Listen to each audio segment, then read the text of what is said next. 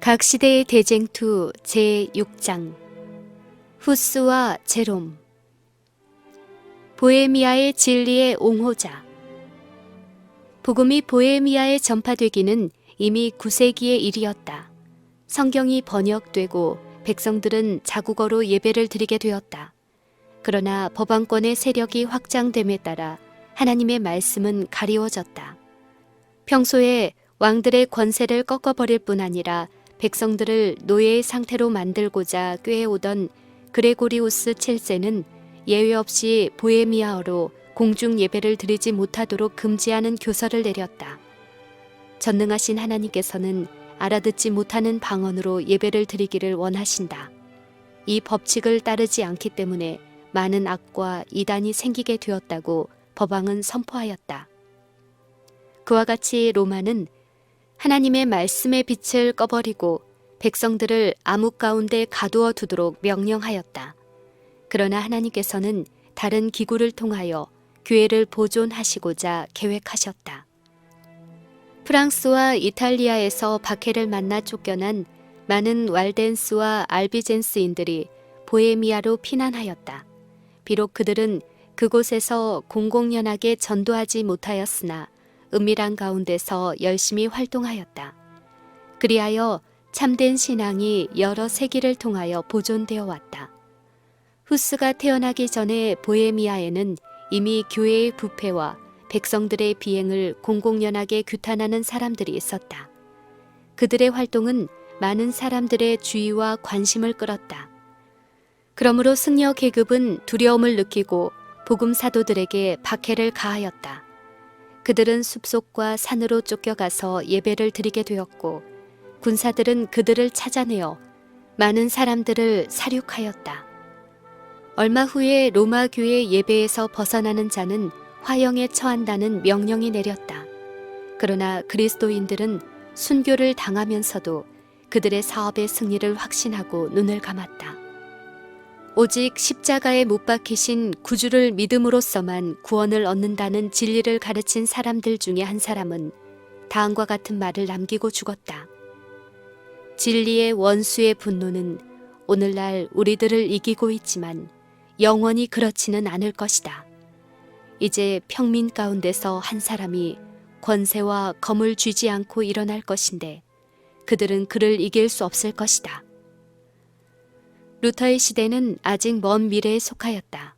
그러나 이제 로마를 공격하는 그의 증언으로 모든 나라를 일깨우게 할 한 사람이 일어나는 중에 있었다.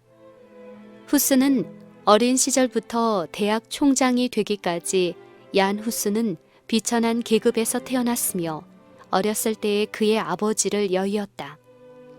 그러나 그의 경건한 어머니는 교육시키는 것과 하나님을 경외하는 것이 가장 귀중한 재산이라고 생각하였으므로 그러한 유업을 그 자식에게 남겨주고자 애를 썼다. 후스는 처음에 시골에 있는 학교에서 공부하였으나 그 후에 프라하 대학의 자선 장학금으로 공부하도록 허락을 받았다. 그는 어머니와 함께 프라하를 향한 여로에 올랐다. 과부로서 가난에 시달리는 그의 어머니는 그 아들에게 줄 만한 세상 재물이 없었다. 그러나 그는 그 큰 도시에 가까이 이르렀을 때 아버지 없는 자기의 아들 앞에서 무릎을 꿇고 그를 위하여 하늘 아버지께 복을 빌었다. 그러나 그 어머니는 자기의 기도가 어떻게 응답될 것인지에 대하여 거의 깨닫지 못하였다. 대학에서 공부하는 동안 후스는 부지런한 공부와 신속한 학업의 형상으로 이름을 떨쳤으며 그의 깨끗한 생애와 온유하고 쾌활한 성격 때문에 여러 사람들의 존경을 받게 되었다. 그는 또한 로마교를 열렬히 신봉하는 사람이었으므로 교회가 수여한다고 공언하는 영적 축복을 매우 갈망하였다. 그는 어떤 큰 성회에 참석하였을 때 참회하러 나아가 호주머니 속에 남아있는 돈을 다 털어바치고 사면을 얻기 위하여 행렬 가운데 참내한 일도 있었다. 대학을 졸업하자 그는 신부의 직분을 얻었으며 그 후 신속히 승진하여 왕실 전속의 승정이 되었다. 그리고 그는 모교의 교수가 되고 그 후 그 대학의 총장까지 되었다. 그리하여 불과 수년 만에 구호금의 장학금을 받던 비천한 일개 학생이 보헤미아의 자랑이 되고 그 명성을 온 구라파에 떨치게 되었다. 그러나 그는 다른 한 분야에서 개혁 사업을 착수하였다. 성직에 나간 지 수년 후에 그는 베들레헴 회당의 설교자로 임명되었다. 그런데 그 회당의 설립자는 성경을 자국어로 설교하는 일을 참으로 중요한 일로 주장하는 사람이었다. 그 일은 로마에서 반대하는 일이었으나 보헤미아에 있어서는 완전히 중지되지는 않았다. 그 당시에 성경에 대한 일반 사람들의 무지는 실로 컸으며 모든 계급의 사람들에게 가장 악한 일들이 편만해 있었다. 후스는 이러한 죄악들을 기탄 없이 견책하고 자기가 설명한 진리의 원칙과 순결을 역설하기 위하여 하나님의 말씀으로 간곡히 호소하였다. 개혁주의로 전향함. 후에 후스의 절친한 친구가 된 프라하 출신의 제롬이 영국으로부터 귀국하면서 위클리프의 저서를 가지고 돌아왔다. 위클리프의 가르침으로 개종한 영국 왕후는 본래 보헤미아의 공주였으므로 그의 가마로 말미암아 보헤미아에는 개혁자의 저술이 널리 유포되었다. 후스는 그러한 저술들을 흥미있게 읽었다. 그는 그 저자가 진실한 그리스도인이라고 믿었으며 위클리프가 주장하는 개혁주의에 찬동하게 되었다. 비록 후스 자신은 깨닫지 못하였으나 이때에 그는 그를 로마로부터 멀리 떨어지도록 인도할 길에 들어섰던 것이다. 그때 프라하에 영국으로부터 학식 있는 두 사람이 왔다. 그들은 진리의 밝은 빛을 받았는데 그 진리를 전하기 위하여 이렇게 먼 지방까지 찾아왔던 것이다. 그들은 처음부터 법왕의 최상권을 공공연하게 공격하였으므로 즉시 당국으로부터 발언을 금지당했다. 그러나 그들은 처음의 목적을 버릴 수 없었으므로 한 가지의 계책을 세웠다. 그들은 본래 설교자인 동시에 화가였으므로 그들의 기술을 발휘하게 되었다. 그들은 여러 사람들이 볼 수 있는 곳에서 두 장의 그림을 그렸다. 하나는 그리스도께서 예루살렘으로 입성하시는 광경이었는데 그분께서는 겸손하게 나귀, 곧 멍에 매는 짐승의 새끼를 타셨다. 제자들은 여행으로 더러워진 헌옷을 입고 맨발로 그 뒤를 따르고 있었다.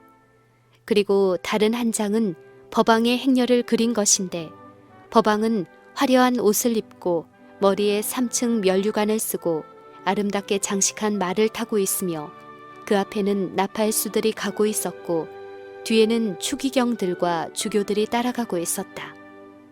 그것은 참으로 모든 계층의 사람들의 주목을 끈 무언의 설교였다. 군중들이 몰려와서 그 두 장의 그림을 주목하여 보았다. 그 그림의 뜻을 알아보지 못하는 사람은 없었다. 많은 사람들은 주 되시는 그리스도의 온유한 겸손, 그리고 그분의 종이라고 자칭하는 법왕의 자고와 교만 사이에는 큰 차이가 있는 것을 보고 깊은 감동을 받았다. 프라하에는 큰 동요가 생겼다. 그러자 두 사람은 신변의 안전을 위하여 얼마 후에 그곳을 떠나갔다. 그러나 그들이 가르친 교훈은 잊히지 않았다. 특별히 그 그림은 후스의 마음에 커다란 감동과 인상을 주었으므로 그는 성경과 위클리프의 저서를 더욱 세밀히 연구하게 되었다. 그는 아직 위클리프의 개혁서를 모두 받아들일 단계까지는 이르지 않았지만 법왕교의 진상을 더욱 분명하게 깨닫게 되었으므로 타는 듯한 열성으로 교권의 부패와 교만과 야심을 규탄하였다. 개혁자 후스와 프라하의 대소동. 진리의 빛은 보헤미아에서 독일로 전파되었다. 왜냐하면 프라하 대학의 소동으로 수백 명의 독일 학생들이 고국으로 돌아갔기 때문이었다. 그들 중에 많은 학생들이 후스에게서 처음으로 성경의 지식을 배웠는데 그들은 돌아가서 각자 자기 나라의 여러 곳에 복음을 전파하였다. 프라하에서 일어난 일에 대한 소식이 로마에 전해지자 후스는 곧 법왕의 소환 명령을 받았다. 그 명령에 응하는 것은 자기의 몸을 죽음에 내어주는 것이었다. 그러므로 보헤미아의 왕과 왕후와 대학과 귀족과 정부의 고관들이 연합하여 후스는 프라하에 머물러 있게 하고 대리자를 로마에 파견시켜 대답하도록 허락해달라고 법왕에게 애소하였다. 그러나 법왕은 그 요구를 수락하는 대신에 도리어 후스에게 대하여는 신문 선고를 내리고 프라하시를 파문에 처한다고 선포하였다. 그 당시에 있어서 이와 같은 선고는 언제나 큰 공포를 일으켰다.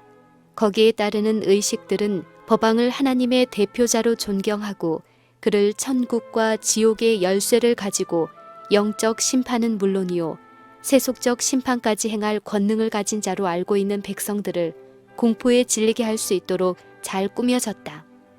파문의 선고를 받은 지방에는 하늘의 문이 닫혀지므로 법왕이 그것을 열기까지는 죽은 자가 천국에 들어가지 못하게 된다고 믿었다. 그리고 이처럼 두려운 재난의 증거로서 온갖 종교적 의식은 정지되고 교회는 폐쇄되고 결혼식은 교회당의 뜰 앞에서 거행되고 죽은 자는 성별된 묘지에 매장되지 못하고 장례식 없이 도랑이나 벌판에 매장되었다. 로마는 사람의 상상력에 자극을 주는 이런 종류의 처사를 통하여 사람의 양심을 지배하고자 하였다. 프라하에는 큰 소동이 일어났다. 많은 사람들이 이러한 재난을 만난 것은 오로지 후스 때문이라고 그를 규탄하였다. 그리고 로마의 징벌에 신속히 넘기라고 요구하였다.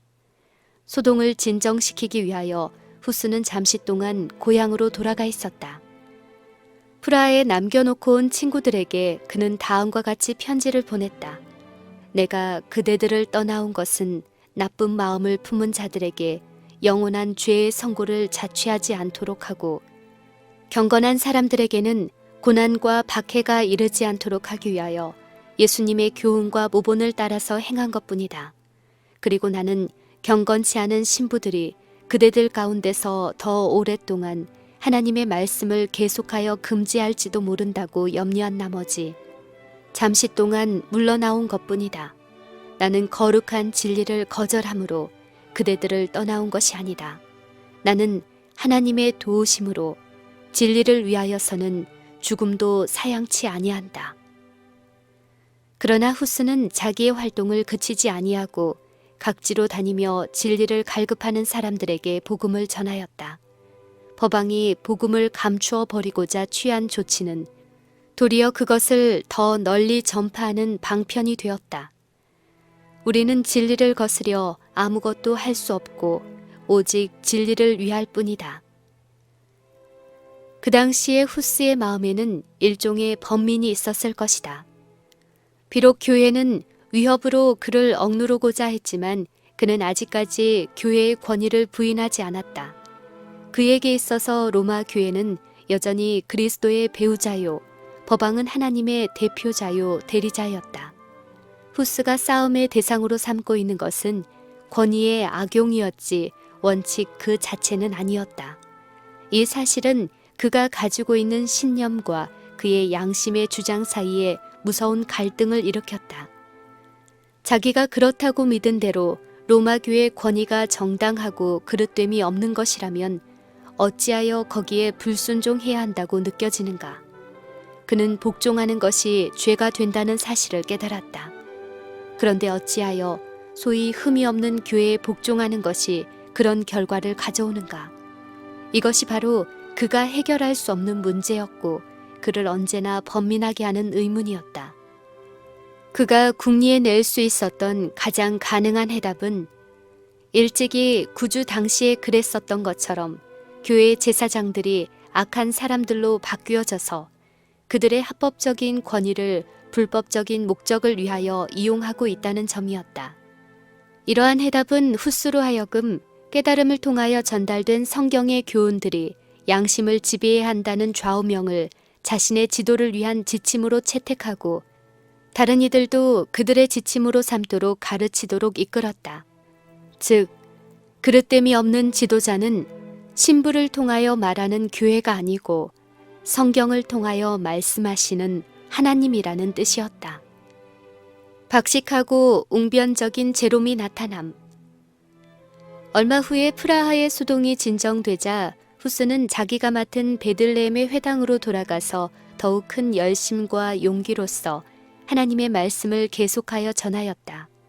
그의 원수들은 활발하고 강력하였지만 왕후와 많은 귀족들이 그의 친구가 되었고 많은 백성들이 그를 지지하였다. 그의 순결하고 고상한 교훈과 경건한 생애를 로마 교도들이 전하는 타락한 교리와 그들의 탐욕적이고도 방탕한 행동과 비교할 때에 많은 사람들은 후스의 편에 가담하는 것이 명예로운 일로 여겼다. 지금까지 후스는 단독으로 활동하여 왔다. 그러나 이제 영국에 체류해 있는 동안 위클리프의 가르침을 받아들인 제롬이 개혁 사업에 참가하였다. 그 후로부터 그 두 사람은 완전히 연합된 생활을 하였으며 사망도 그들을 헤어지게 할 수 없었다. 대중의 인기를 끄는 재간을 가진 제롬은 천재적인 두뇌를 가졌고 말을 잘하고 학식이 뛰어났다. 그러나 참된 인격을 형성하는 자질을 구비한 점에 있어서는 후스가 한층 더 탁월하였다. 그의 냉정한 판단력이 제롬의 충동적인 정신을 제어해주는 역할을 잘하였다. 한편 제롬은 참으로 겸손하게 후스의 진가를 인정하고 그의 권면을 잘 받아들였다. 그들의 연합적 활동으로 개혁 사업은 한층 더 신속히 확장되어 나갔다. 하나님께서 택함을 입은 그 사람들의 마음에 큰 빛을 주셨으므로 그들은 로마의 여러 가지 오류들을 깨닫게 되었다. 그러나 그들은 세상에 전해 주어야 할 빛을 남김없이 다 받은 것은 아니었다. 이러한 종들을 통하여 하나님께서는 사람들을 로마 교회 흑암에서 나오도록 인도하고 계셨다. 그러나 그들은 온갖 큰 장애를 만나야 할 것이었으므로 하나님께서는 그들이 감당할 수 있을 만큼 그들을 한 계단씩 한 계단씩 인도하여 내셨다.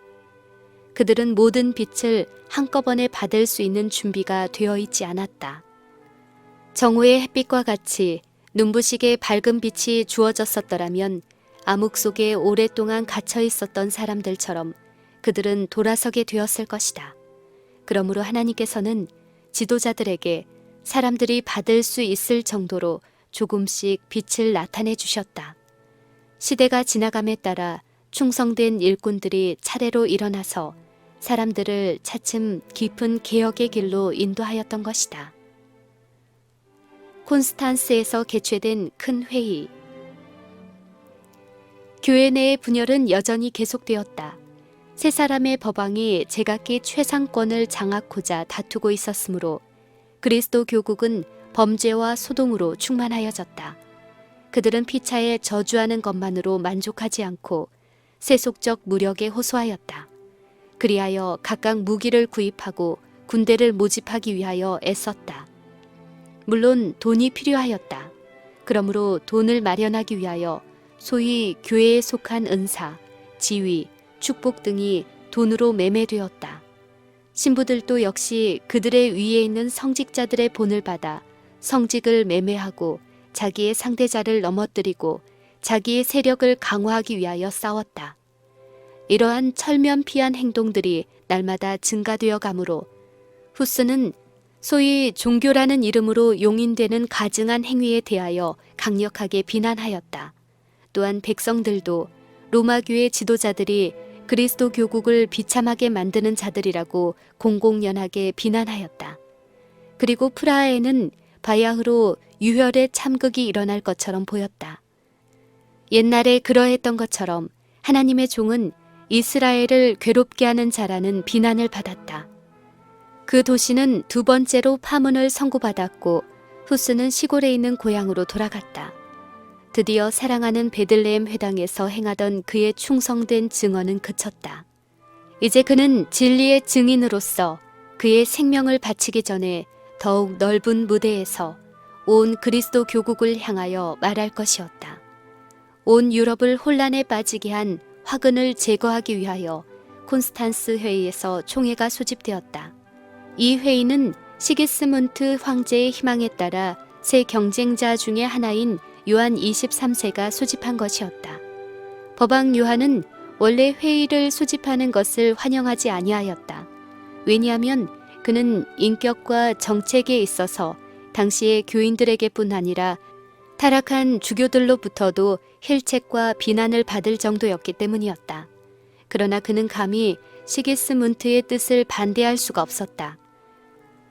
회의에서 달성되어야 할 주요한 목표는 교회의 내분을 화해시키고 이단을 뿌리 뽑는 것이었다. 그러므로 두 사람의 참칭 법왕과 새로운 주장을 퍼뜨리는 주동자로 지목된 얀 후스가 그 회의에 소환되었다. 그 참칭 법왕들은 모두 자기들의 신변의 안전을 위하여 직접 그 회의에 참석하지 않고 그들의 대표자들을 참석시켰다. 법왕 요한은 표면상으로 그 회의의 소집자였지만 황제가 자기를 폐하려는 은밀한 목적이나 없는지 또는 자기가 삼층관을 얻기 위하여 자행한 범죄와 그 삼층관을 욕되게 한 행위에 대하여 문책 당하지나 않을지 하는 여러 가지 불안과 의구심을 가지고 회의에 임하였다. 그러나 그는 교회의 높은 직분을 가진 사람들과 많은 수행원들을 데리고 위풍당당하게 콘스탄스 성으로 들어갔다. 시의 고관들과 성직자들은 수많은 시민들과 함께 그를 환영하였다. 그의 머리 위에는 황금으로 만든 천개가 덮이었고 그것을 그 지방 장관 4사람이 붙들고 있었다. 성체는 그의 앞에서 운반되어 가고 추기경들의 화려한 복장들은 사람들의 눈을 부시게 하였다. 그때 또 다른 여행자가 콘스탄스 성으로 가까이 오고 있었다.